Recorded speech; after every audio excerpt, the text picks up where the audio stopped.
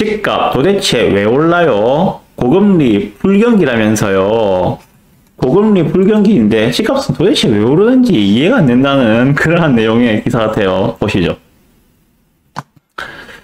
자, 지금 금리 인상이 끝났습니까? 아닙니다. 금리 인하가 시작되었습니까? 아닙니다. 우리나라의 그 수출 경기가 좋아져서 유동성이 막 넘쳐나고 있습니까? 수출이 막 늘어나고 있습니까? 아닙니다. 무역 적자가 계속되고 있습니다. 그럼 도대체 집값은 왜 오르는 거야? 여기에 대한 내용들을 이야기하고 있는 것들입니다. 보시죠. 8월 첫째 주 전국 아파트 가격 동향. 매매 가격이 전국 0.04% 오르며 4주 연속 상승세를 지속하고 있다. 전국 아파트 가격 동향에서 0.04%가 올랐다. 전국 평균이랍니다. 물론 거기서는 서울처럼 좀 많이 오른 데도 있을 것이고 아직까지 오르지 않은 그러한 지방 소도시들도 있을 거예요. 그렇지만 전국적으로 평균을 내보니까 4주 연속 집값이 오름세를 보이고 있다 하는 기사입니다. 특히 서울은 2주 연속 0.09% 상승폭이 유지되며 12주 연속 오름세가 관측되고 있다. 12주면 얼마입니까? 어느 정도 기간입니까? 석 달입니다. 지금 서울은 석 달 전에 이미 바닥 지표상으로, 통계 지표상으로 석 달 전에 이미 바닥을 찍고 반등을 하고 있다. 그 말은 그 3개월 전에 이미 그 많이 선호하는 대단지에서는 바닥을 찍고 턴을 했다라고 해석하셔야 됩니다. 지표는 항상 현장보다 늦게 나오기 때문에. 금리 인상 등 실물 경기 위협에도 불구하고 집값이 오르는 데 대해 여러 전문가들은 첫 번째 원인을 지난해 아파트 가격이 급락했기 때문을 꼽았다고 합니다. 지난해 급락을 했으니까 지금 반등을 하고 있는 것이다 라고 전문가들은 이야기하고 있다는 그런 내용이에요. 그리고 대체로 이런 추세가 하반기에도 이어질 가능성이 크다고 진단했다. 그러면 그렇게 많은 분들이 염원하고 기다리는 재매수의 기회, 다시 말해서 다시 폭락하는 그러한 사태가 올 가능성은 별로 없어 보인다. 이렇게 전문가들은 이야기하고 있다고 합니다. 전문가들 말이 다 맞는 거 아니에요. 이분들 말 틀리는 경우가 더 많아요. 그런데 이런 의견도 있다 하는 정도로 한 귀를 듣고 한 귀를 흘리세요. 제 이야기도 마찬가지입니다. 판단은 본인이 하시는 거예요. 여러 의견들을 종합해보고 판단은 본인이 하는 겁니다. 예를 들어서 그런 겁니다. 지금 11월 달 말부터 이제 레이 카운티 입주장이 들어옵니다. 레이 카운티 입주장 4,000세대가 넘죠. 4,000세대가 넘는 대단지입니다. 이때 레이 카운티 입주장에서 나는 금매를 잡을 것이다. 그러면 그 인근의 가격들도 많이 약화될 것이기 때문에 예를 들면 동래 레미안 아이파크 얘들도 뭐 이제 2년이 다 돼가니까 2년 비과세한 물건 플러스 그 레이 카운티 입장에 영향을 받은 그런 물건, 그러한 폭락된 금매를 잡을 것이다 라고 생각하는 분들 많으시죠. 지금 이 방송 보고 있는 분들 중에도 아마 많으실 겁니다. 네, 결국 판단은 본인이 해야 됩니다. 이러저러한 그 정보들을 모아서 판단은 본인이 하셔야 돼요. 제 말도 한 귀로 듣고 한 귀로 흘리세요. 어쨌든 그런데 많은 분들이 그렇게 생각하면은 그렇게 안 되는 경우가 더 많더라고요. 보면 그렇더라고요. 일단 그리고 대체 이런 추세가 하반기에도 이어질 가능성이 크다. 그럼 하반기에도 뭐 떨어질 가능성은 별로 없는 것 같다. 이런 이야기 하고 있습니다. 물론 여전히 바닥을 다지고 있는 형국이라고 진단하는 이도 있었다. 또 폭락에 따른 기술적 반등에 불과할 뿐 대세 상승은 아니고 하락장이 계속된다고 단언한 전문가도 있었다. 이렇게 전문가들조차도 지금의 시장을 보는 눈이 다 다릅니다. 하물며 우리 일반인들 수준에서 이 시장은 혼란스러울 수밖에 없겠죠. 그리고 미래는 그 누구도 알 수가 없습니다. 직접 닥쳐봐야 알겠죠. 그러나 최소한의 예측으로 대응을 하자. 이런 취지에서 제가 말씀을 드리는 겁니다. 자, 상반기 집값은 회복세를 보였다. 요거는 뭐 서울뿐만이 아니라 부산도 마찬가지입니다. 실물 경기의 위협이 지속됐지만 전문가들은 대체적으로 지난해 집값이 급락했기 때문에 조정기를 거친 것이라고 진단했다. 불경기라도 수요자들의 인식이 가격이 전고점 대비 큰 폭으로 떨어져 매수 행렬에 합류했던 그런 내용들로 분석을 하고 있다는 내용입니다. 통계 지표상 아파트 매매가 회복세가 보이고 있다. 그리고 역전세난도 완화하고 있고 여러 부정적 요인들도 해소되고 있다. 라고 설명을 하고 있습니다. 쭉 보시면 뭐 대부분 다 그런 내용들입니다.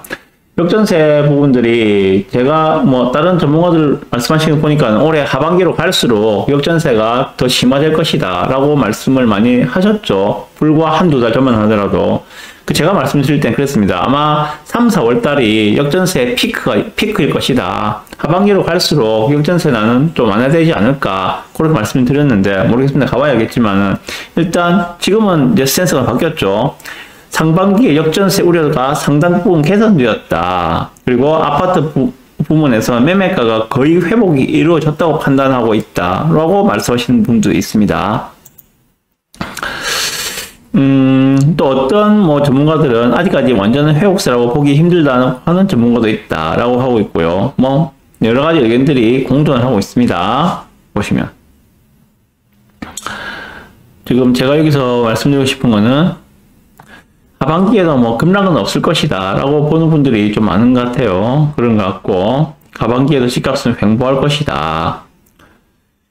지난해 가파르게 폭락했기 때문에 상승은 하지만 큰 폭의 상승이나 반등은 없을 것이다 라고 하반기를 진단을 하고 있습니다. 그런데 앞에 기사에서 보여드렸듯이 서울의 내년도 입주 물량이 어떤 기관에서는 뭐 10,000세대가 안 된다 하고 어떤 기관에서는 지인에서는 17,000세대라고 하는 어쨌든 20년 이내에 최저 입주 물량이 자리하고 있는 게 내년 서울 입주 물량이라면 내년도에 서울 집값 전망을 보는 전문가들의 눈들은 아마 상방이라고 볼 수밖에 없을 거라고 생각합니다. 자, 그리고 이 부분 한번 보시죠. 지방의 회복세를 두고는 이견을 보이고 있다고 합니다. 지방. 자, 서울 등 수도권의 집값 상승세가 지방으로도 옮겨갈 것인지에 대해서는 의견이 갈렸다고 합니다. 여기서도 사람 헷갈리게 만들죠, 그죠? 지방권에선 가격이 급락한 지역들에서 상승세가 두드러질 것으로 보인다.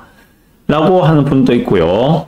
지방에선 수도권만큼 오르는 것을 기대하기 힘들다. 왜냐하면 여전히 미분양 등 공급이 많기 때문이다. 경기가 회복되지 않으면 주택 수요가 뒷받침되기 어렵다. 라고 하고 있습니다. 그러면서 5대 광역시까지는 서울 수도권 상승에 여파가 미칠 수는 있겠지만은 그 이하의 중소도시에는 지방의 중소도시까지 그런 지방까지는 상승세가 이어지기에는 무리가 따른다 라고 이야기하고 있습니다.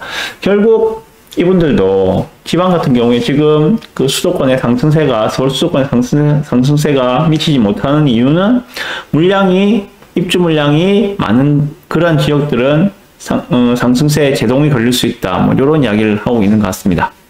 자, 지금 이런 기사를 보시면서 어떤 생각이 드시나요? 불과 한 서너 달 전만 하더라도 올해 뭐 3, 4월 달만 하더라도 이런 의견을 제시하면은 좀 정신이 좀 이상한 사람으로 취급받을 그런 분위기였죠. 예. 집값이 이렇게 폭락하고 앞으로 얼마나 더 떨어질지 모르고 금리가 앞으로 얼마나 더 오를지 모르는데 무슨 소리 하고 있는 거야. 이런 좀 정신이 이상한 사람 취급을 받을 정도의 시기가 바로 올해 3월달, 4월달 정도의 수준이었습니다. 그런데 지금 8월달, 불과 너댓 달 만에 분위기가 완전히 바뀌었습니다. 그 뜨겁던 여름이 갑자기 가을로 턴하는 것처럼 이 분위기도 불과 몇 달만 이렇게 바뀌었다는 거예요. 자, 요거에 대해서 제가 좀 드리고 싶은 말씀을 좀 드려보겠습니다. 자, 그러면 하나하나 따져봅시다. 2020년도, 2021년도 전국적으로 정말 미쳤다고 할 만큼 집값이 광풍이 날 정도로 집값이 올랐었죠.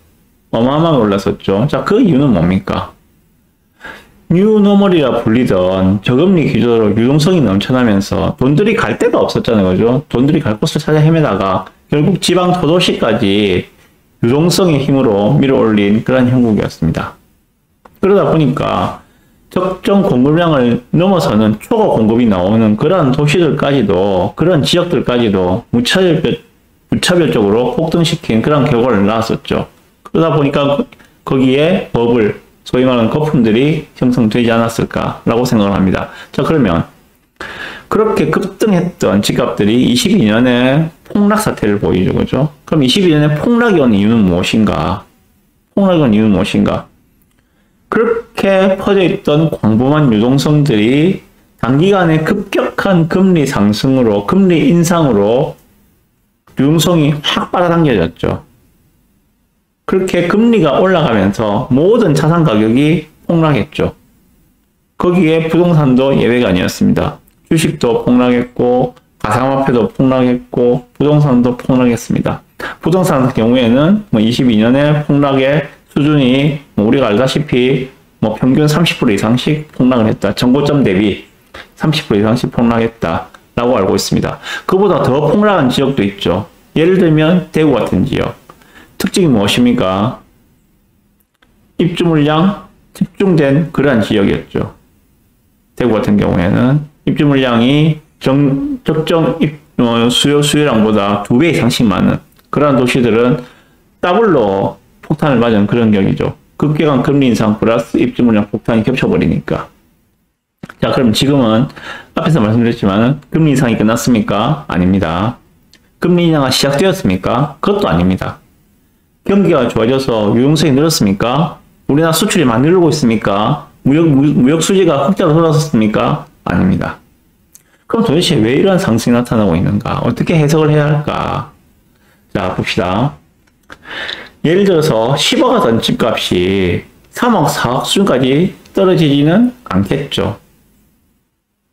주식도 아니고 가상화폐도 아니고 10억 하던 집값이 3억, 4억까지 떨어지지 않겠죠.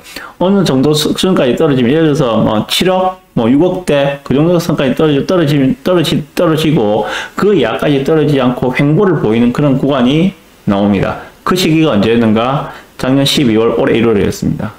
자, 그때가 되니까 바닥을 다졌다고 바닥이라 생각하고 수요들이 들어오기 시작했습니다.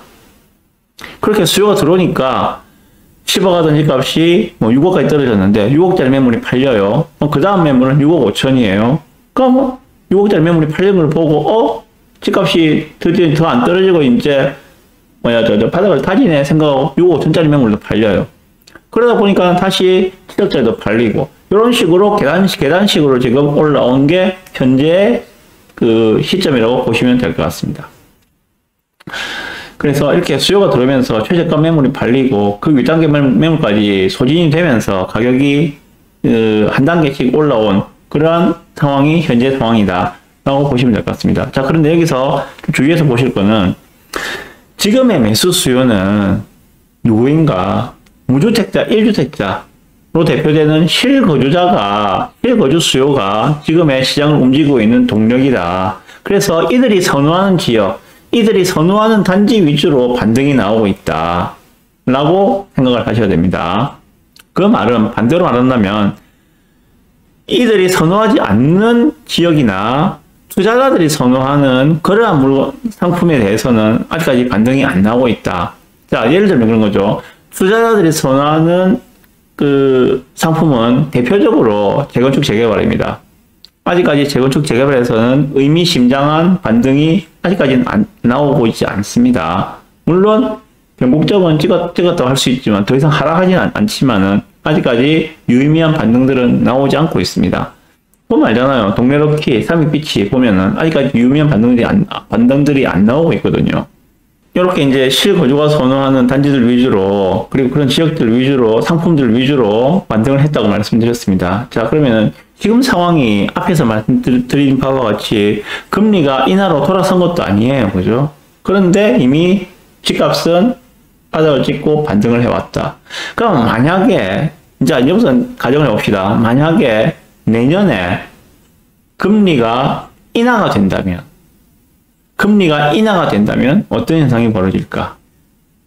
아직까지 금리가 보행행진을 하고 있는 지금도 집값은 반등을 해서 이미 이미 전고점과 바닥에 중간 레벨까지 반등을 해왔는데 만약에 이 상황에서 내년에 금리까지 내려간다면 어떤 현상이 발생할까? 당연히 집값은 더 올라갈 수밖에 없을 거라고 생각을 합니다. 자, 그러면 생각을 봅시다, 이제.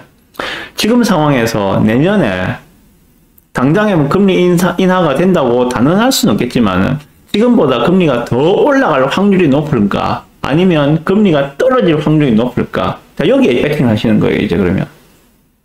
여기에 대한 선택도 각자의 몫입니다. 그리고 그에 대한 책임도 각자의 몫이라 생각합니다. 제가 작년도 10월달부터 주구장창 드린 말씀이 있습니다. 23년도 올해 상반기까지 매수를 마무리하시고 하반기 관망하시면서 24년을 맞이하시라. 요 의견은 아직도 유효합니다. 내 집 마련을 고민하시는 분들은 가능한 올해 안에 내 집 마련에 성공하시기를 공고드립니다. 네, 이렇게 정국 뉴스 2개 말씀드렸습니다.